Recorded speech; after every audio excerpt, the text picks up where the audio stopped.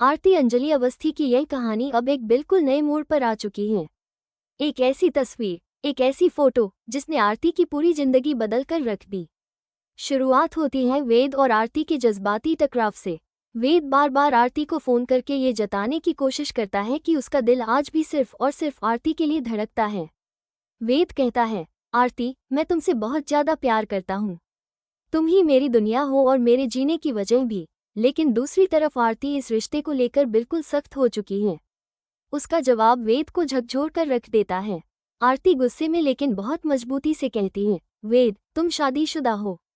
ये बातें तुम्हें शोभा नहीं देती। तुम्हारी पत्नी कली है और अगर तुम्हें कोई भी बात करनी है तो जाकर कली से करो। मुझे बार बार परेशान मत करो। आरती बाहर से भले ही मजबूत दिखाई दे रही थी, लेकिन सच तो ये था कि उसका दिल अंदर से बुरी तरह टूट चुका था। जब वो ये सारी बातें कहती है तो अपनी आंखों के आंसुओं को रोक लेती है, लेकिन जैसे ही अकेली होती है कोने में जाकर फूट फूट कर रो पड़ती है। उसके मन में यही कसक थी कि उसका प्यार अब हमेशा के लिए खत्म हो चुका है। इसी बीच आरती तक एक फोटो पहुंचती है। इस फोटो में साफ नजर आता है कि वेद कली को शादी के मौके पर हार पहना रहा है और उसके साथ रस्में निभा रहा है। इस फोटो को देखते ही आरती का शक अब यकीन में बदल जाता है। उसके मन में जो हल्की सी उम्मीद बाकी रह गई थी वह भी टूट जाती है। आरती को पूरा यकीन हो जाता है कि अब वेद कली से ही प्यार करता है और उसके दिल में उसके लिए कोई जगह नहीं बची है। ये सच आरती के दिल को चीरकर रख देता है। वह गहरी सांस लेते हुए खुद को समझाती है कि अब उसका अतीत पूरी तरह खत्म हो चुका है और उसे आगे की जिंदगी में सिर्फ जिम्मेदारियां ही निभानी हैं। लेकिन इसी बीच कहानी में आता है एक और बड़ा ट्विस्ट। गणपति बप्पा के आगमन वाला दिन होता है। पूरे घर में खुशी और तैयारियों का माहौल है। हर तरफ से ढोल नगाड़ों की आवाजें गूंज रही हैं, बच्चे फूलों से सजावट कर रहे हैं और औरतें मिठाइयां बना रही हैं। लेकिन इसी पवित्र माहौल में एक ऐसी खतरनाक सच्चाई सामने आती है जो पूरी कहानी का रुख बदल देती है। आरती की सहेली और राजदार पद्मा इस बार सीधे वेद से बात करती है। फोन पर पद्मा की आवाज गंभीर और भारी थी। वो कहती है, वेद जी, मैं आपसे एक खतरनाक बात कहने जा रही हूँ।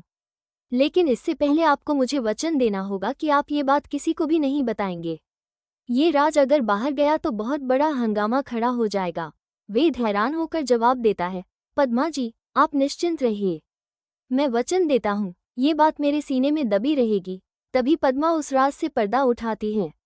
वो कहती है, वेद जी, जिस दिन आपकी शादी कली से हुई थी उस दिन असली सिंदूर की जगह नकली सिंदूर इस्तेमाल हुआ था।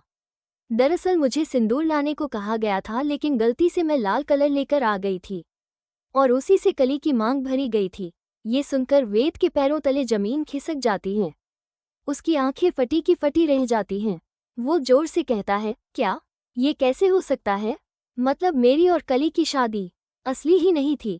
पद्मा चुपचाप सिर झुका लेती है और कहती है, हाँ वेद जी, यही सच्चाई है। असली सिंदूर तो इस्तेमाल ही नहीं हुआ था।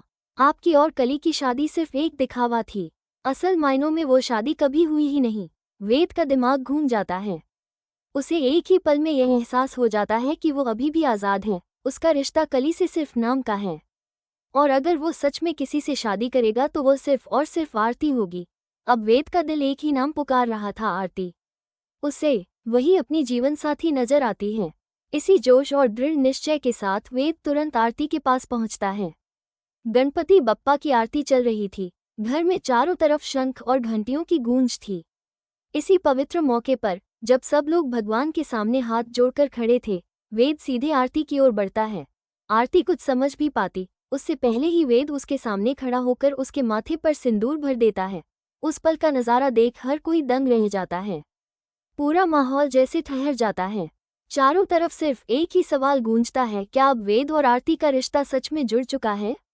क्या गणपति बप्पा के आगमन के दिन यह एक नया रिश्ता शुरू हो रहा है?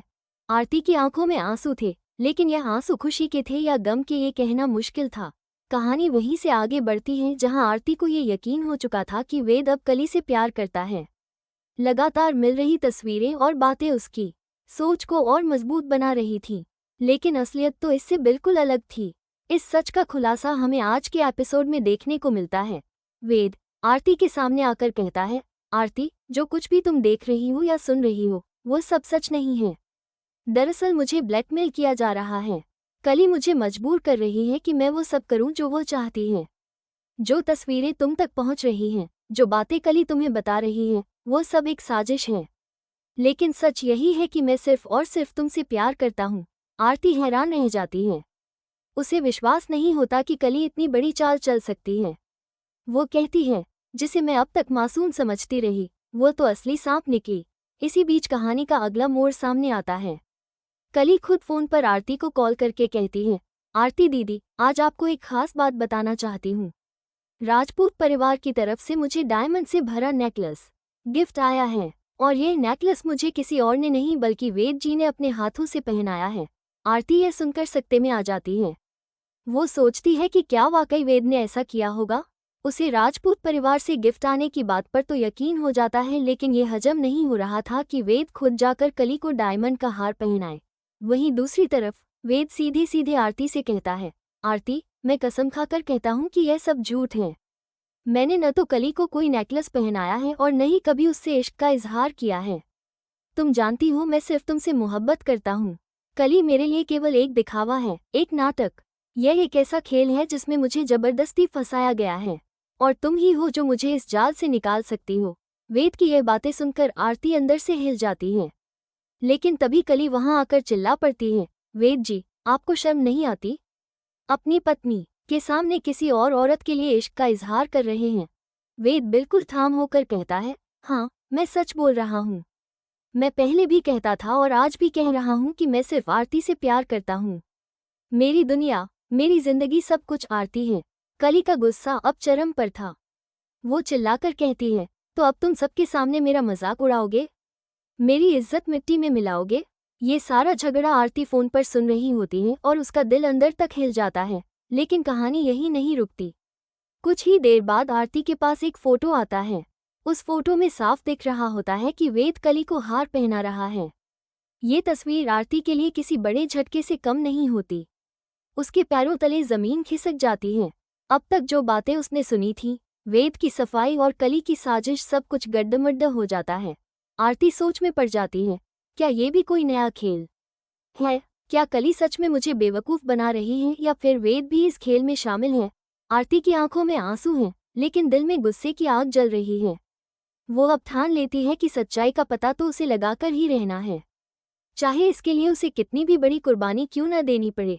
इसी बीच कली की हंसी गूंजती है। वो कहती है, देखा आरती दीदी, अब आपको यकीन हो गया न कि वेद सिर्फ मेरे हैं। आप चाहे जितनी कोशिश कर लो, लेकिन अब आपके और वेद जी के बीच की कहानी हमेशा के लिए खत्म हो चुकी है। आरती यह सुनकर अपनी मुठियां भींच लेती है। उसका चेहरा गुस्से से लाल हो जाता है। वो मन ही मन कसम खाती है कि अब वो कली को उसकी असली औकात दिखाकर ही रहेगी। वहीं वेद अंदर से टूट चुका है।